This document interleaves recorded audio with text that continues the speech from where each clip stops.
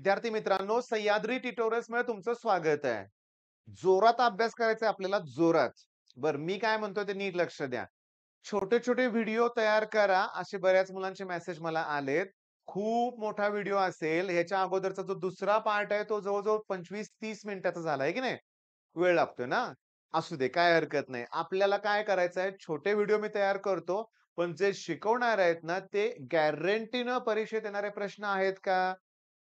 परीक्षेत आलेलेच प्रश्न आहेत, परीक्षेत येऊ शकतात. पण तुम्हाला असं पाहिजे सर 3च प्रश्न दे, त्यातले 2 आलेच पाहिजेत परीक्षेत. कष्ट घ्यावे लागणार आहेत. सुरुवात करूया आपण. पहिला जो प्रश्न आहे तो pressure due to liquid column समजावून सांगतो, लक्ष द्या. प्रेशरचा बेसिक फॉर्म्युला काय सांगा? Force upon area. प्रेशरचा फॉर्म्युला काय सांगा? Force upon area. बर, फोर्स म्हणजे कोण आहे सांगा? Mass into acceleration due to gravity, mg म्हणूया आपण. ठीक आहे. एरिया. आता मी तुम्हाला सांगतो. मासचा फॉर्म्युला काय? Volume into density. बर, व्हॉल्यूम काढायचं आहे आपल्याला. तर व्हॉल्यूम इंटू डेन्सिटी तर लिहूया आपण पहिल्यांदा. व्हॉल्यूम इंटू डेन्सिटी इंटू जी अपॉन एरिया. आता व्हॉल्यूम काढण्यासाठी सिलेंडरचा व्हॉल्यूम सांगा. सेकंदात तुम्ही सांगाल हो, पाय आर स्क्वेअर एच. पण पाय आर स्क्वेअर म्हणजे एरिया आणि ही एच आहे. मग एरिया इंटू एच म्हणजे व्हॉल्यूम आहे. म्हणजे मला व्हॉल्यूमचा फॉर्म्युला मिळाला. Area into H. पुढचं रो जी आहे अपॉन एरिया. एरियाला एरिया कॅन्सल. संपलं. डेरिव्हेशन मिळालं. Derive expression for pressure due to liquid column. 2 मार्काचा प्रश्न आहे. पण आपल्याला अभ्यास कसा करायचा मी तुम्हाला सांगतो.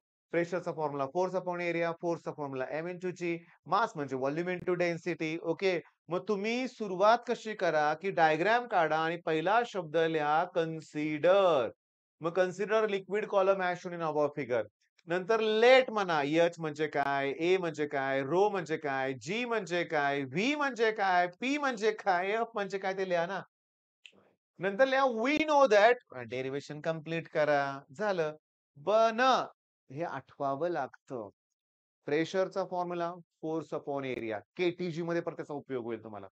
फोर्सचा फॉर्म्युला mg म्हणजे टेन्शन म्हणजे फोर्स. व्हायब्रेशन ऑफ स्ट्रिंग त्यात तुम्हाला त्याची गरज लागेल. 1/2L under root T upon M. हे टी म्हणजे तिथं mg असतं. एम म्हणजे लिनियर डेन्सिटी असतं बरं का. जाऊ दे. चला पहिला फॉर्म्युला कळाला का? प्रेशरचा फॉर्म्युला आहे एच रो जी. ओके. मग न्यूमेरिकल बघूया आपण. हे 3 न्यूमेरिकल आपल्याला करायचे आहेत. नीट लक्ष द्या. 6 मीटर खाली आहे तो. डेप्थ त्याची 6 मीटर आहे. ओके. म्हणजे ती हाईट आहे. एच मिळालं मला. प्रेशर विचारलंय. डेन्सिटी पण माहिती आहे मला. रो आणि जी. अरे सगळंच दिलंय. नुसतं एच रो जी फॉर्म्युला वापरा. व्हॅल्यू पुट करा. तुम्हाला आन्सर मिळून जाईल. आणि 9.8 ला 6 न मल्टिप्लाय करताना कशाला लॉग टेबल पाहिजे? प्रेशर फाइंड आउट करताना न्यूटन पर मीटर स्क्वेअर लिहायला विसरू नका. ओके. बर, आता इथं बघा. नीट लक्ष द्या. मी इथं 10व्या न्यूमेरिकल साठी प्रेशरचा फॉर्म्युला लिहितोय P not plus H rho G. आता हे पी नॉट कोण आहे? ऍटमॉस्फेरिक प्रेशर, जे ज्याच्यावर ऍक्ट होणार आहे ते. मग त्याची व्हॅल्यू किती? 1.013 इंटू 10⁵. ओके. एच म्हणजे हाईट आहे 200 मीटर. ओके. डेन्सिटी 1060. पाण्याची 1000 असते. जी ची व्हॅल्यू 9.8 घेऊ का 10 घेऊ? चला 9.8 घेतो. आता मी काय करतोय ते नीट लक्ष द्या. तुम्हाला आता हे दिसतंय ना मी इतकं खाली लिहितोय ते? प्रॉब्लेम काय होतोय? इथं 10⁵ आहे ना, मग इकडं पण मला 10⁵ पाहिजेच. मग मी काय करतोय जरा समजून घ्या. ओके, मी हा प्रॉब्लेम इथं देतोय. ठीक आहे? बघा, नीट लक्ष द्या.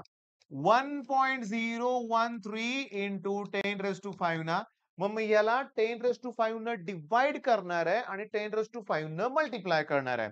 म्हणजे मी इथं 2 लिहितो, म्हणजे मी याला 100 न डिवाइड केलं. इथं 1.06 लिहितो, म्हणजे याला मी 1000 म्हणजे 10⁵ न डिवाइड केलं. इथं 9.8 लिहितो आणि मग 10⁵. हे 10⁵ कॉमन काढा. याचा प्रॉडक्ट ऍडिशन करा. आन्सर मिळणारच आहे, तुम्हाला लक्षात घ्या. म्हणजे तुमच्या लक्षात आलं का? Pressure due to liquid column clear झाले कन्सेप्ट. इथं तुम्ही काय करू शकता? काय करायचं आहे? ऍटमॉस्फेरिक प्रेशर दिला असेल तर त्यात ऍड करावं लागेल. हा कसला भयानक प्रॉब्लेम दिलाय सांगतो. दोन डिफरंट लिक्विड आहे, सेम प्रेशर आहे. आता प्रेशरचा फॉर्म्युला असतो H ρg. प्रेशर कॉन्स्टंट आहे. रेशो ऑफ हाईट विचारलाय H1. डिफरंट लिक्विड डेन्सिटी वेगळे आहेत. हे दोघं कॉन्स्टंट. याचा अर्थ H1 ρ1 इक्वल्स टू H2 ρ2. त्यामुळे रेशो मिळाला ρ2/ρ1 H1/H2 that equals to ρ2/ρ1. Concept clear? Pressure due to liquid column आपलं क्लिअर झालेलं आहे. आपण आता दुसऱ्या कन्सेप्ट कडे जाऊया. स्टोक्स लॉ घेऊया आपण. हा तुम्हाला येतोय ना? ओके, रिवाइज करा, लक्षात घ्या. पुढच्या पार्टला जावा. पण ज्यांनी केलाच नाही अजून कुठलाच अभ्यास त्यांनी स्टोक्स लॉच करायचा, लक्षात घ्या.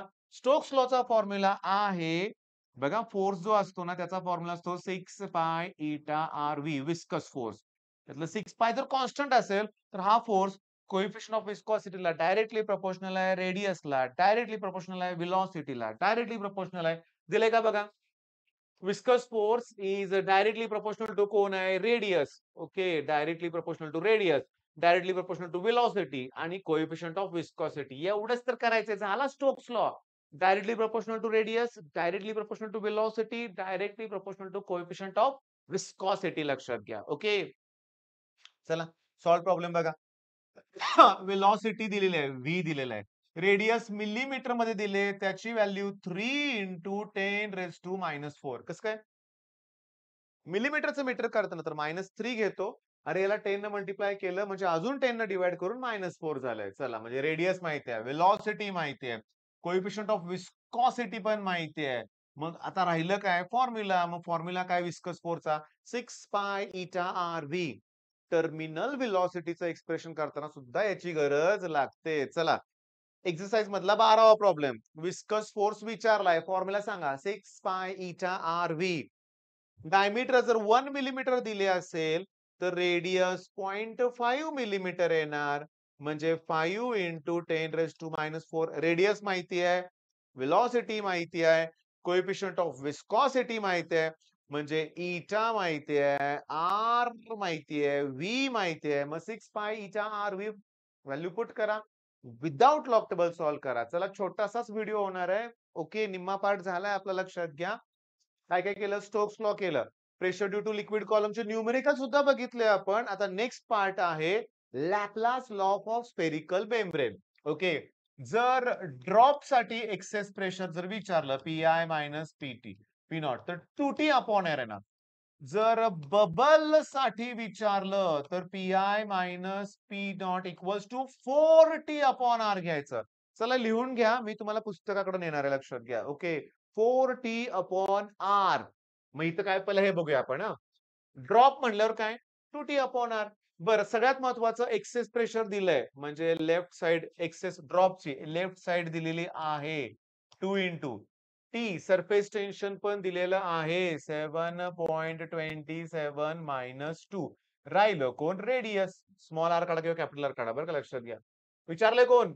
डायमीटर. मग क्रॉस मल्टिप्लिकेशन करून पहिला रेडियस काढा, त्याला 2 न मल्टिप्लाय करा, येणार डायमीटर. ओके, नेतो मी तुम्हाला आता एक्सरसाइज मध्ये, बरं का. आणि मला सांगा, उत्तर द्या. ओके, बघा. ड्रॉप म्हणलं किती? 2T/R. आणि बबल म्हणलं की किती? 4T/R. ओके, ऍक्च्युअली मी इंडेक्स बघून डायरेक्टली क्वेश्चन ते काय म्हणतो आपण एक्सरसाइज मध्ये गेलो तर चाललं असतं, लक्षात घ्या. आपण पहिल्या पेजवरून शेवटी चाललोय की नाही. काय हरकत नाही. चला, ठीक आहे, ठीक आहे. Okay okay okay. हा हा प्रॉब्लेम आता मी सिलेक्ट करतो. ठीक आहे. ओके, जाऊ दे, सगळ्याच्या वरती येतो, काय हरकत नाही. बबल आहे, बबल. पण मी सांगतो, विचारलंय काय? कॅल्क्युलेट द गेज प्रेशर म्हणलंय, सरफेस टेन्शन दिलंय. पण इथं मी तुम्हाला सांगतो एक्सेस प्रेशरच काढायचं आहे. Formula 2T/R. तुम्ही तर म्हणाल बबल आहे ना, म्हणल्यावर 4T पाहिजे ना. पण तो बबल कुठे आहे? Just below the water surface. मग 4T घेण्याची चूक करू नका. 2T/R करा, लक्षात घ्या. 2T/R करून बघूया आपण. 2 सरफेस टेन्शन किती आहे रे? 7.2 इंटू 10⁻². रेडियस किती आहे? 0.2 मिलीमीटर. अरे म्हणजेच 2 × 10⁻⁴. 2 ला 2 कॅन्सल, -4 वरती गेल्यावर +4 होतील.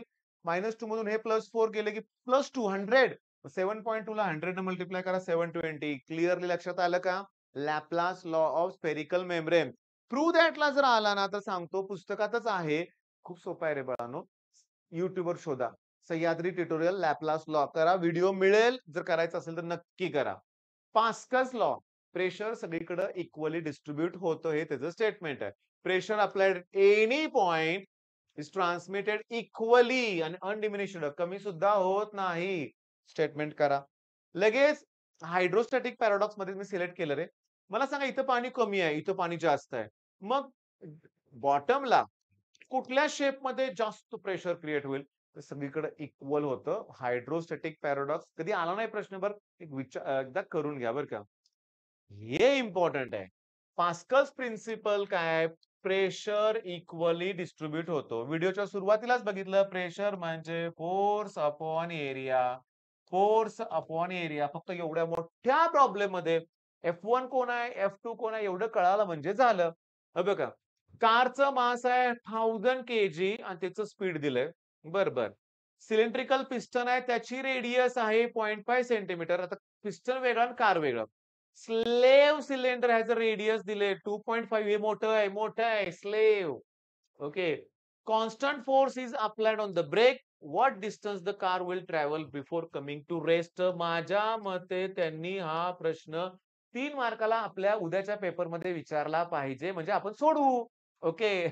बघा F2 विचारलंय. F1 ची व्हॅल्यू त्यांनी 100 घेतलेली आहे. F1 ची value 100 Newton. Okay. Constant force म्हणजे जो आपण अप्लाय केलेला फोर्स आहे तो F1. मग F1 ची व्हॅल्यू असेल तर तो कुणावर अप्लाय करतोय आपण? सिलेंड्रिकल पिस्टनवर. स्लेव्ह सिलेंडर असणार आहे ते ब्रेक त्या चाकाजवळ म्हणूया आपण. ठीक आहे. म्हणजे तो A2 एरिया येणार आहे. कुठला एरिया येणार आहे? A2 बघा 2.5 सेंटीमीटर घेतलंय का -2 मीटर मध्ये कन्व्हर्ट केलंय. आणि हा A1. फक्त त्यांनी काय केलंय लक्षात घ्या की एरिया काढताना पाय आर स्क्वेअर आहे ना ते कॅन्सल होईल. आणि हेच मुलांना कळत नाही. त्यापेक्षा माझं काय म्हणणं आहे असलं किचकट करण्यापेक्षा बघा की F1 आहे 100 इथल्या एरिया आहे पाय R1 स्क्वेअर. आता R1 ची व्हॅल्यू 0.5 आहे. म्हणजे 5 इंटू 10⁻³ मीटर करूया 0.5 कॅन्सल करूया square. That equals to F2 तर मला फाइंड आउट करायचं आहे. स्लॅब सिलेंडर 2.5 म्हणजे 25 करतो. पाय तर घेतलं पाहिजे इंटू 10⁻³ त्याचा स्क्वेअर. पायला पाय कॅन्सल करा. ओके 100 तसंच ठेवा 25 चा स्क्वेअर करा 625 इंटू 10⁻⁻6 डिवाइडेड बाय 5 चा स्क्वेअर करा 25 into 10⁻⁻6 that equals to F2. 625 ला 25 डिवाइड केला 25 येणार ना आणि इंटू 100 2500 बरोबर आहे. फक्त सगळ्यात महत्वाचं फोर्स म्हणजे कोण रे? Mass into acceleration. मग ऍक्सेलरेशन म्हणजे काय? Force upon mass. मग ऍक्सेलरेशन काढा आणि V square equals to U square minus म्हणलंय त्यांनी. बर प्लस पाहिजे होतं मला लक्षात घ्या. ट्वाइस AS हा फॉर्म्युला वापरा. मी तुम्हाला सांगू का? हायड्रॉलिक ती गाडी थांबणार आहे आपल्याला. थांबल्यानंतर व्ही ची व्हॅल्यू काय येणार आहे? 0 येणार आहे.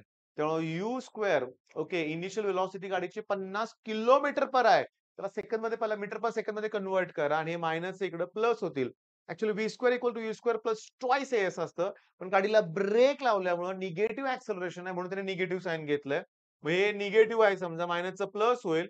मग twice AS that equals to u चा स्क्वेअर 50 किलोमीटर पर आवर दिलंय. त्याला 5/18 ने मल्टिप्लाय करा म्हणजे ते मीटर पर सेकंद मध्ये कन्व्हर्ट होईल. कॅल्क्युलेशन टफ आहे जाऊ दे पण Pascal's law pressure equally hydraulic brake Pascal's लॉचे ऍप्लिकेशन्स आहेत.